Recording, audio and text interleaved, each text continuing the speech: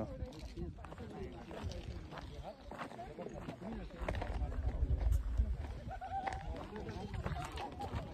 तर जय शिवराय मंडळी, आता आपण आहोत जीवदान किल्ल्यावरती.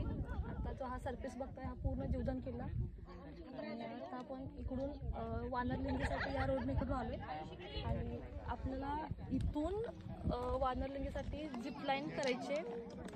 वानरलिंगी सुळकासमोर आणि इथून खाली आपल्याला रॅपलिंग करायची आहे. आणि त्याच्याबरोबर डावीकडे दिसतोय तो डोंगर मधला, तो आहे आपला ढाकोबा डोंगर, अपरिचित किल्ला पण आपण म्हणतो. आणि त्या साईडला जर आपण बघा हा पूर्ण सह्याद्रीचा अफाट पसारा आणि इकडे नाणेघाट अंगठा.